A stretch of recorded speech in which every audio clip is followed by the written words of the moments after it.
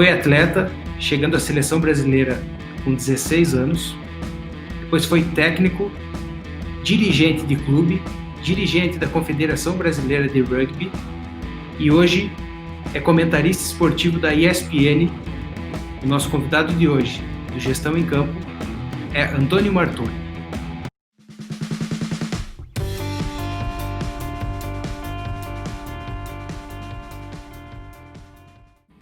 Antônio Martori, muito obrigado por aceitar o nosso convite. Seja bem-vindo ao Gestão em Campo.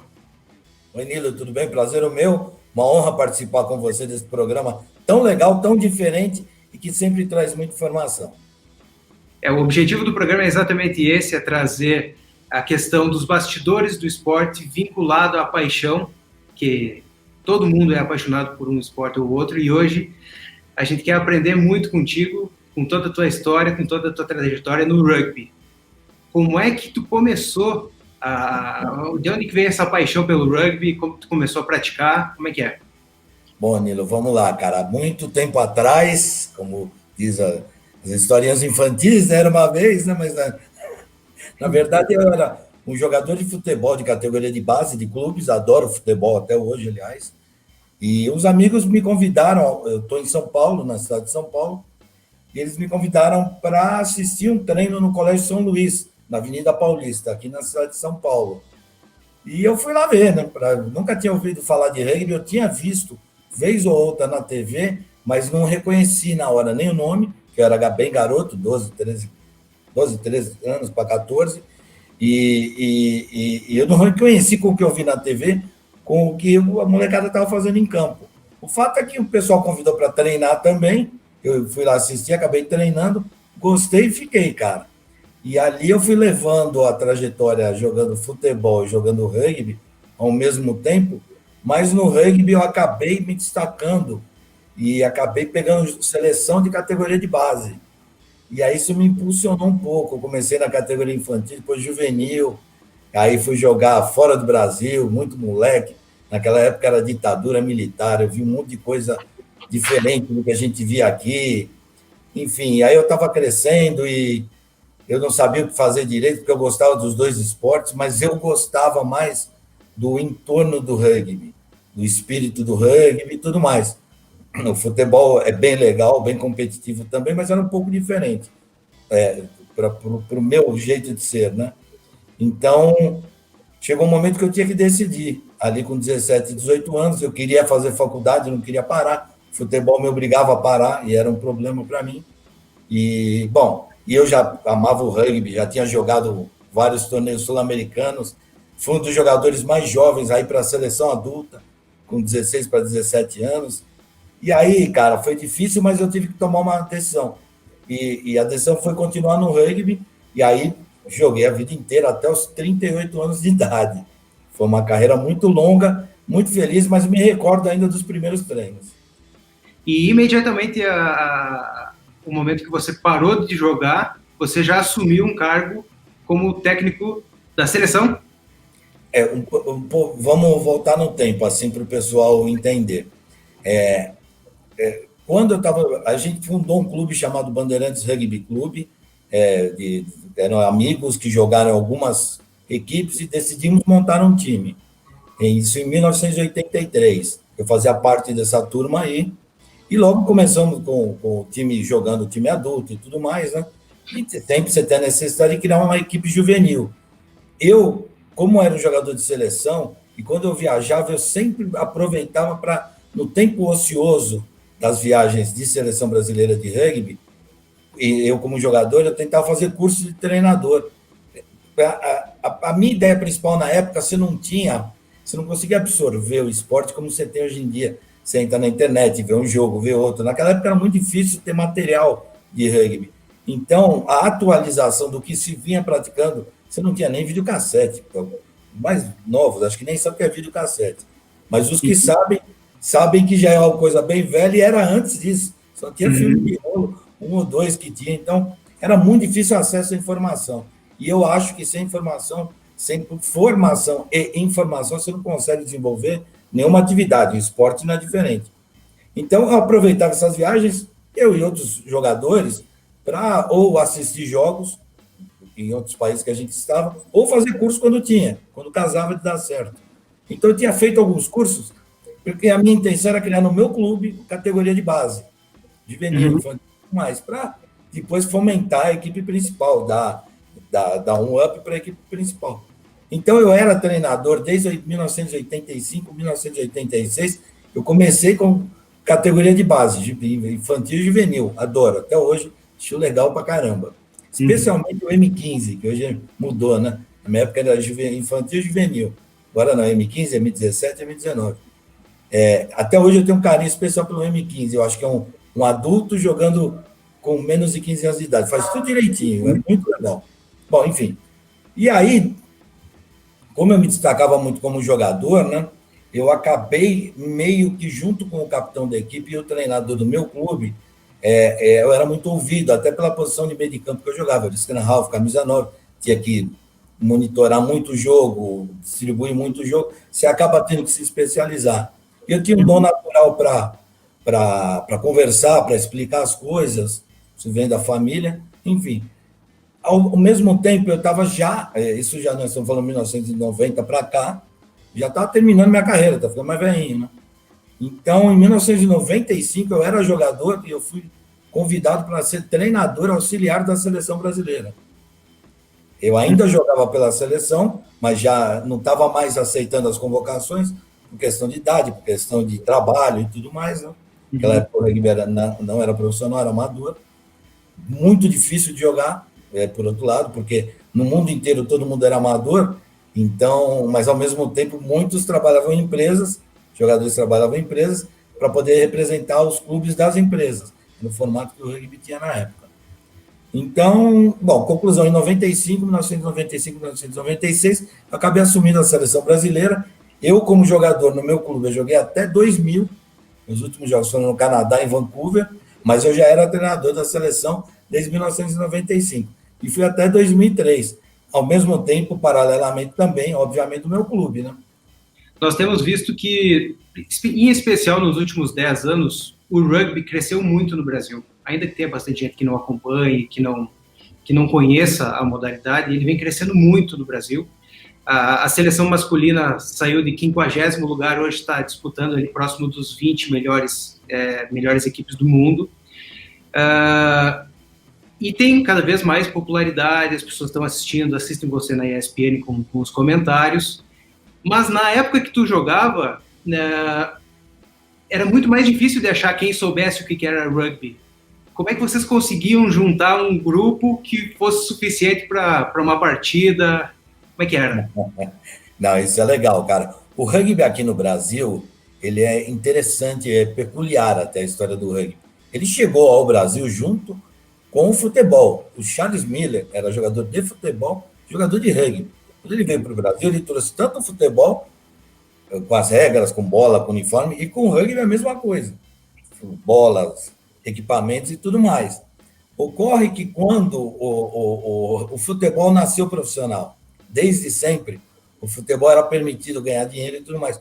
O rugby sempre foi um esporte educativo, com conteúdo educativo, disciplina, respeito, hierarquia, respeito às regras, respeito a árbitro, enfim.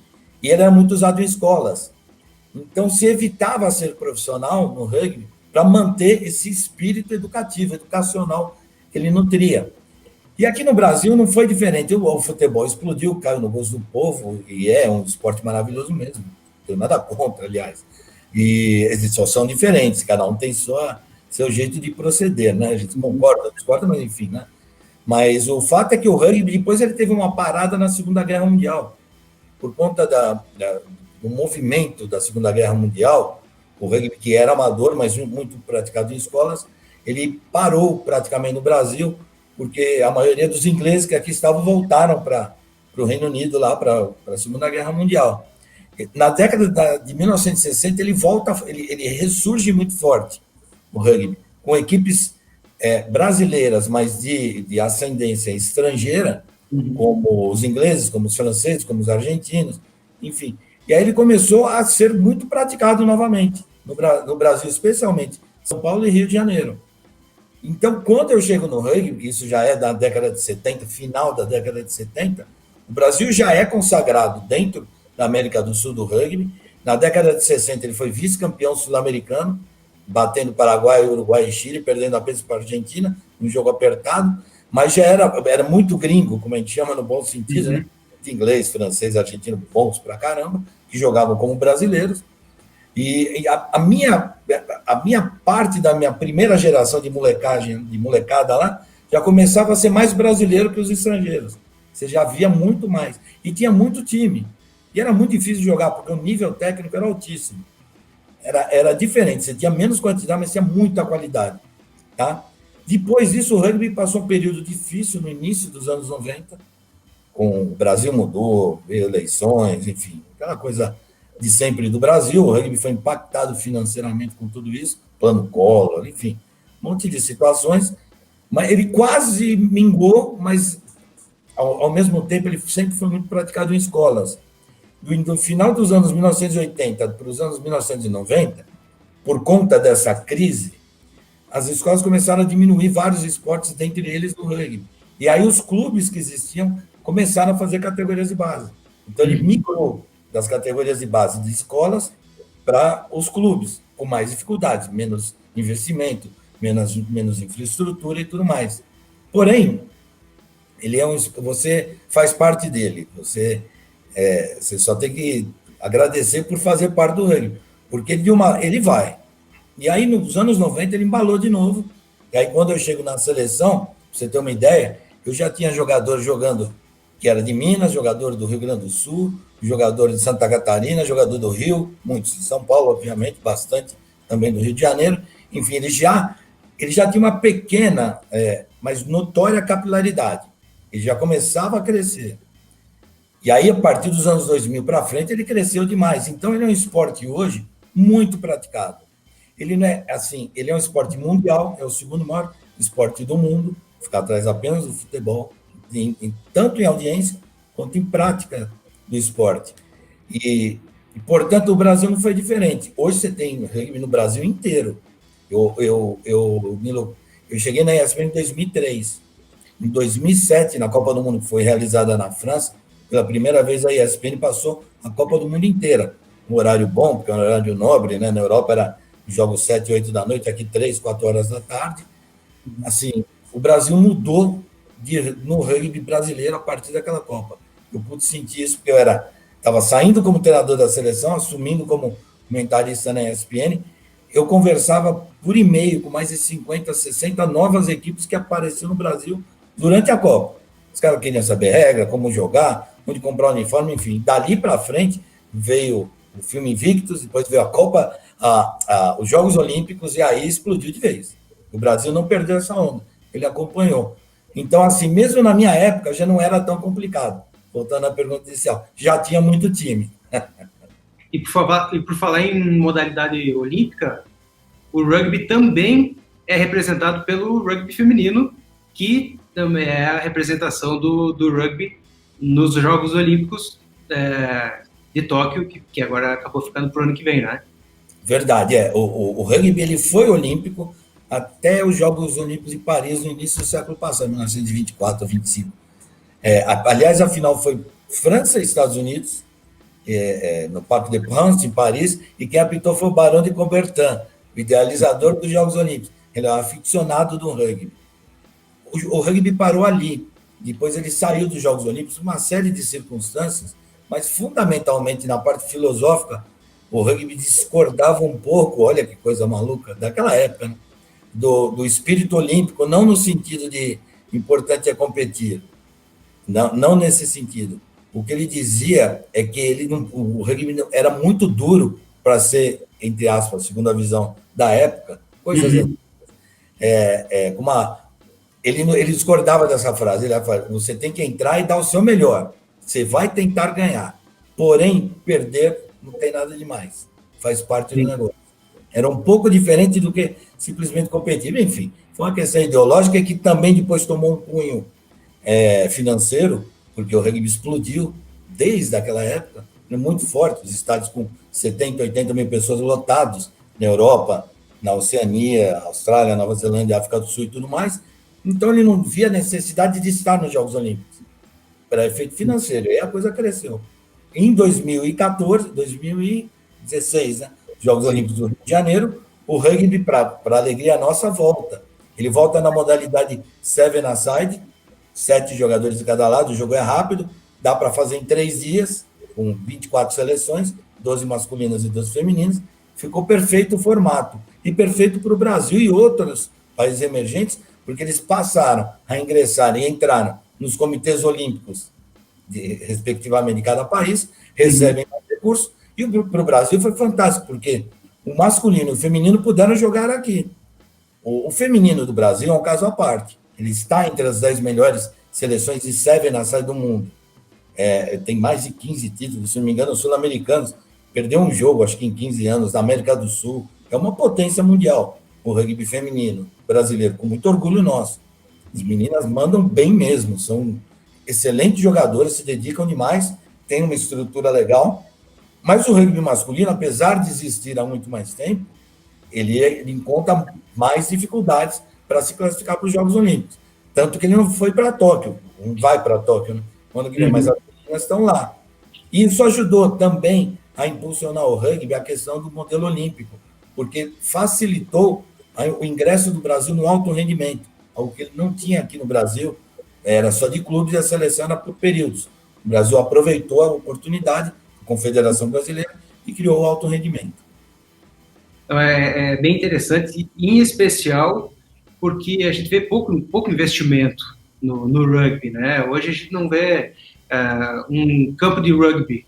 Quantos campos de rugby tem no Brasil? Acredito que não.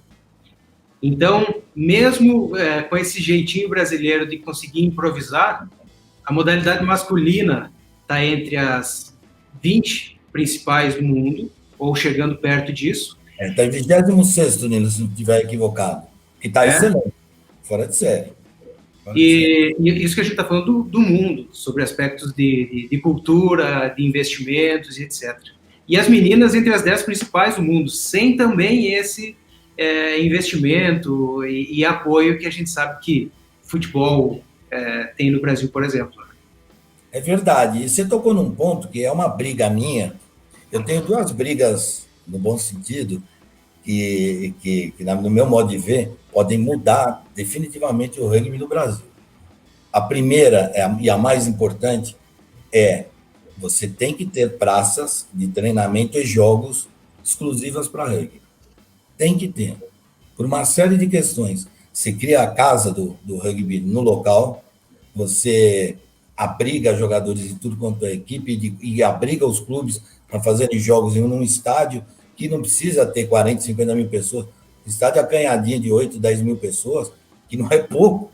Aliás, o Saracens, depois a gente vai falar um pouco do Saracens, campeão inglês, ex-campeão inglês, tricampeão europeu, muitos títulos. O estádio dele é o Allianz Parque lá, tem 10 mil pessoas, na terra do rugby, na Inglaterra.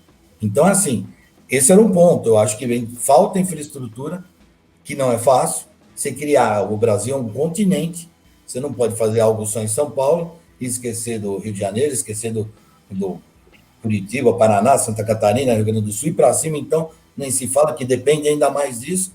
Mas o meu sonho é que a gente tivesse umas 10 praças de rugby mesmo, de infraestruturadas, com todas as condições, 4, 5 campos, sendo um principal para os jogos importantes, os outros para treinamento de seleção, treinamentos de clubes, desenvolvimento de categorias de base, e aí todo o staff que vem por trás com estrutura para fisioterapia, fisiologia, enfim, tudo que necessita um alto rendimento local para o Brasil inteiro. Essa capilaridade não tem. Esse é uma. E outro sonho que estou perto de realizar é 1 milhão de bolas. Eu tenho uma experiência na TV incrível. Sabe que a televisão, ainda mais uma ESPN, você entra na redação, tem caras de 30 modalidades esportivas, né? É divertido demais. Esse é o melhor da história toda lá na ESPN, entre outras coisas. É você trocar ideia com o cara do boxe, do cara do basquete, com os caras do vôlei, aquela brincadeira, vôlei, ninguém gosta de ninguém, rugby é só pancada, vocês são todos loucos. Bom, enfim, as brincadeiras, futebol, os caras são forgados, aquelas coisas todas. Mas o fato é que faz tempo isso, eu estou há 17 anos na TV, fazendo 18. Uma vez eu entrei com uma bola lá, não sei porquê, cara. Mas uns 10, 12 anos atrás, tem uma bola de rugby lá, acho que ia entrar num programa, falei, vou levar uma bola, o pessoal vê a diferença do rugby, futebol americano, aquelas coisas todas, né? Uhum. Meu, virou uma febre na TV. Todo mundo passando bola, brincando, todos marmanjos, todo mundo jogando. E aí eu percebi, cara, como nós, brasileiros em particular, a gente é animado quando vê uma bola, não importa do esporte. Você pega você brincando, um passa para o outro, chuta na parede, derruba as Uhum. coisas. E aí eu percebi, cara, que se eu tivesse 1 milhão de bolas espalhadas para o Brasil inteiro, as pessoas só de ter um contato com a bola, para brincar, pode jogar igual que se jogar futebol, não tem problema, mas vai saber Uhum. que é uma bola de rugby. Um dia ainda vou atingir esse número. Não, e essa estrutura que você comentou vai fazer também com que aquele cara que assiste o rugby, quer aprender sobre o rugby, sabe onde procurar o rugby. Porque quanta gente hoje a gente vê, tá assistindo o jogo na televisão e gostaria de aprender, gostaria de praticar e não sabe nem onde procurar, nem com quem jogar. Acho Exatamente. que toda essa falta de informação acaba fazendo com que tenha pouca busca e pouca Claro. interessada nessa modalidade, né? Né? E você tocou num ponto, Nilo, esse meu modelo que eu acabei de falar aí, de uma estrutura com 4, 5 campos, eu não inventei nada, não. Isso eu vi no mundo por aí. Tá? Você vai, na maioria dos países, o início de alto padrão de rugby nesse país foi assim, Uhum. através de apoio. Então você chega lá, exatamente o que você falou.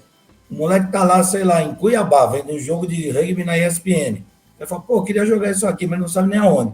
Aí, pô, você passa lá, entra em contato, ele entra em contato, pô, tem um centro de treinamento aqui, 8 equipes disputam um campeonato do Mato Grosso, por exemplo, você Uhum. vai ter treinamento dia tal, tal e tal dessa equipe, nesse campo, naquele campo você vai ter da outra equipe, o moleque escolhe por cor, pelo jeito que ele acha mais legal, e aí começa a jogar. Então, sem isso, porque é muito difícil no mundo do rugby, ainda hoje, você ter clubes no mesmo patamar que tem as seleções. Aqui no Brasil, a gente sofre uma dicotomia absurda. Você tem 40, 50 jogadores de elite, mas entre masculino e feminino, pode pôr 70 por aí, com comissões técnicas e tudo mais, toda a infraestrutura.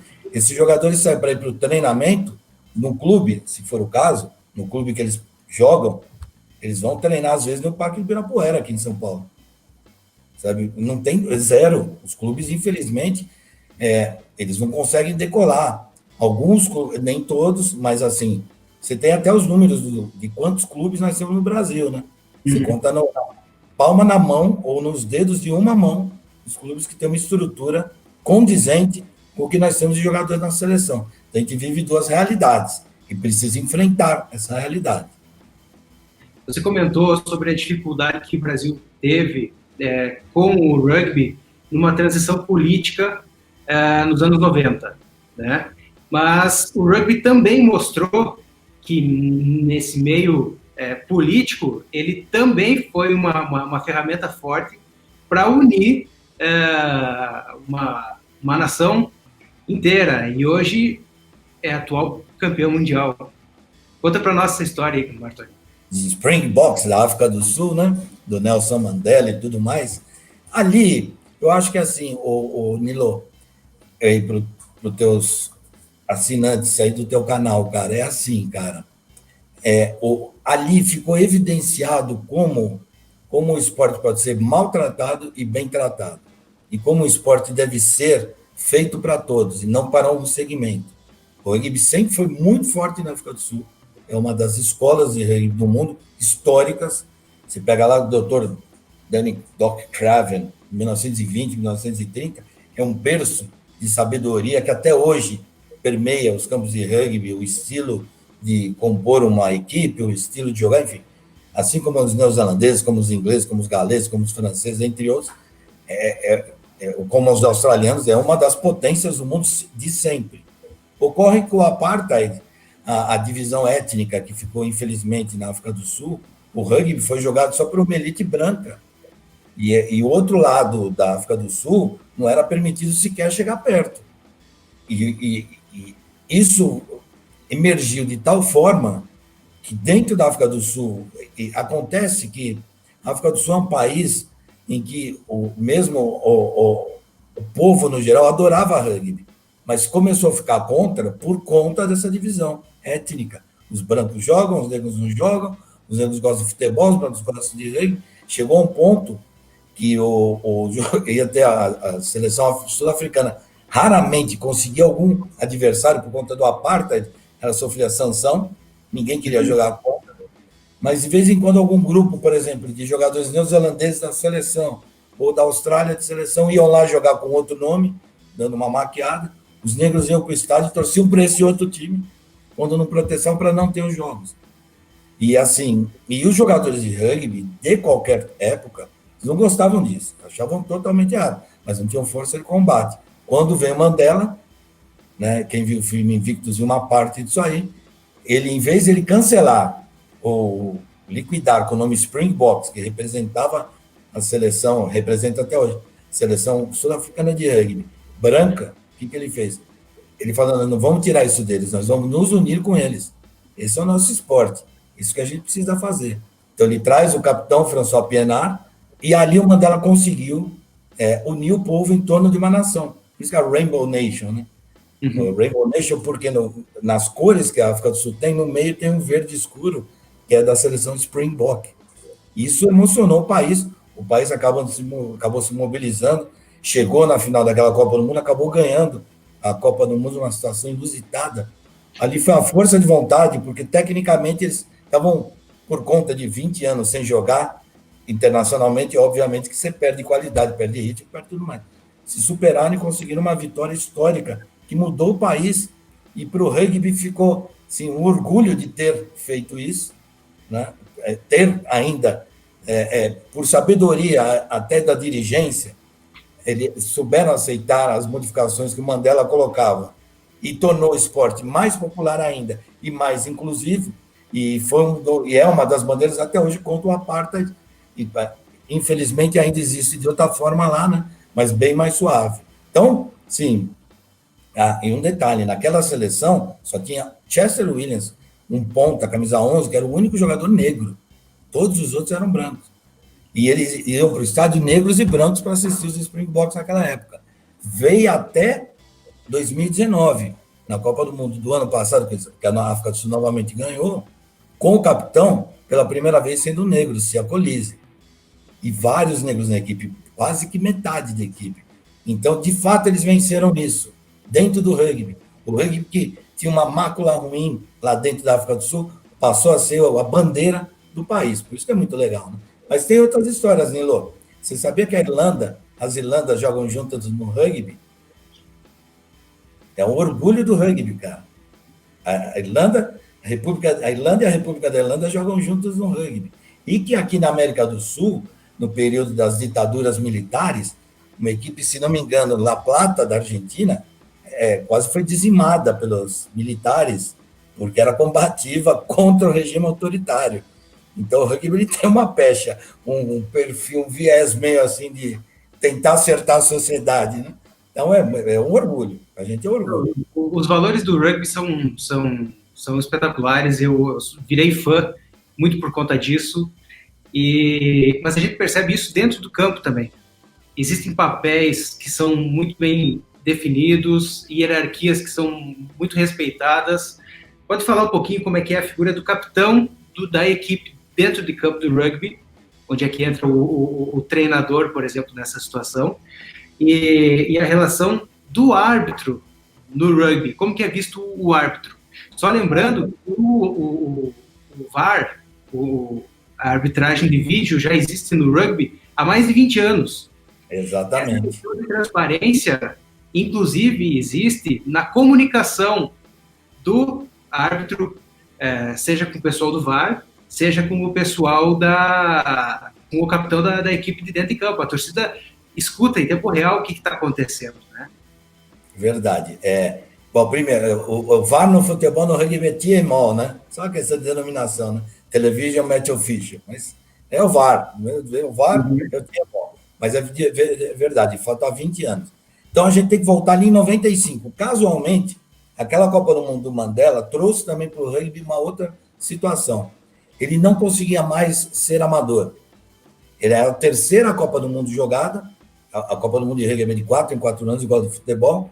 As duas primeiras tinham sido maravilhosas de público e audiência, mas um fracasso pessoal para os jogadores, especialmente para os jogadores que chegavam em semifinais e finais, porque ela tinha mais de 30 dias, eles perdiam os empregos nos países dele para ganhar a Copa do Mundo ou disputar a Copa do Mundo, porque qual o patrão que aguenta o cara ficar 40 dias jogando por aí, né? Então não dava.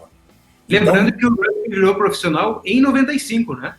Exatamente. Então, com a inclusão da África do Sul e todo o ensejo que moveu com Mandela e tudo mais, ou então International Rugby Board, que é a FIFA do rugby, na época tinha esse nome, decidiu que estava na hora. Eles tinham muito medo dos valores. Eu só voltei aí para entrar nos valores. Os valores do rugby, que são disciplina, respeito, superação, compromisso, lealdade. É um jogo duro, é um jogo de impacto.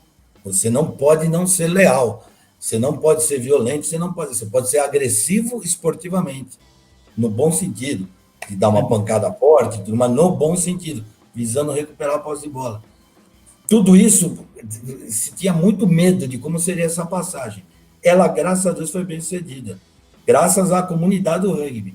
Hoje, depois disso, os jogadores passaram a ser profissionais, full-time, tempo integral, jogando, recebendo, fazendo suas carreiras, mas mantendo os padrões. E isso vai lá na origem do rugby, Nilo. Quando a gente fala por que ninguém fala com o árbitro no campo? Então, por que ele só fala com o capitão? Então, comecemos na tua pergunta. O capitão. Quando você tem uma equipe de rugby, os alemães costumam dizer, não os alemães do rugby, os alemães de qualquer modalidade esportiva e outras áreas, que um ser humano consegue liderar no máximo 5 seres humanos. Especialmente numa praça esportiva. Mais que isso, já é complicado. Você pega um futebol, já são 11, você tem que ter um capitão e pelo menos um vice-capitão ali para organizar o pessoal. É assim que funciona. No rugby são 15 em campo, né? Como é que o rugby lidou com isso desde o começo? Você tem subdivisões no campo. Você tem 15 jogadores. Você tem 8 jogadores mais fortes, pesados, que são scrum, são jogadores que buscam a posse de bola, e 7 jogadores um pouco mais leves, um pouco mais dinâmicos, são jogadores de linha, que atacam, teoricamente, e são mais habilidosos. Ali você já tem uma divisão, um líder do scrum e um líder da linha. E acima deles, fechando o triângulo, o capitão da equipe. Mas se você tinha, pensa bem, daí isso, estou te falando 1920, 1910.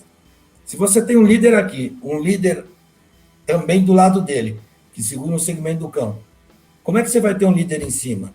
Através da eleição dentro do time ou dentro da seleção. Sempre são colocados 3 nomes e os jogadores escolhem. Nem sempre é o melhor jogador. Aliás, via de regra, não é o melhor jogador. Ele é o melhor cara que pode ser dentro daquele grupo, dentro e fora de campo. Então, ele é o líder nato daquele grupo. Ele tem sublíderes. E assim foi o esporte a vida inteira e é até hoje. Por isso que só ele fala, porque para que outro jogador vai falar com o árbitro se o capitão é o cara que lidera ele? Ele lidera, por exemplo, e vai lá e vai fazer a comunicação com o árbitro. A figura do capitão, para você ter uma ideia tão importante, que acompanha rugby sabe disso, que os treinadores ficam na arquibancada. As decisões, ou nas tribunas, eles não ficam no banco de reserva. As decisões de campo são tomadas pelo capitão. Se vai... Imagina no futebol você tem um pênalti, quem bate o pênalti? Vem lá do banco de reservas, é o perfil do futebol. No rugby, não. Se tem uma situação dessa, que decide é o capitão. E outras 1000 situações. E a mesma coisa se dá com o árbitro. Por ser um jogo de impacto e de 15 jogadores, se concluiu desde os primórdios que era impossível jogar rugby sem ter um cara para apitar. Simplesmente é impossível. Nem de brincadeira, não dá. Não dá. O jogo é pegado, ninguém sabe, a bola cai, você só pode passar para trás, você só pode dar uma picadinha para frente. Enfim, a natureza humana, cada um puxa para o seu lado. Então, desde o começo, se achou que a figura mais importante para ter um rugby era um cara que não ia jogar. O cara que era esforçado, que ia lá ficar lá no meio dos marmanjos, falou, isso pode, isso não pode. Essa figura, que é o árbitro inicial, tomou tal dimensão de importância que quando o rugby se organizou, o árbitro passou a ser mais que respeitado. Ele é o principal cara do campo.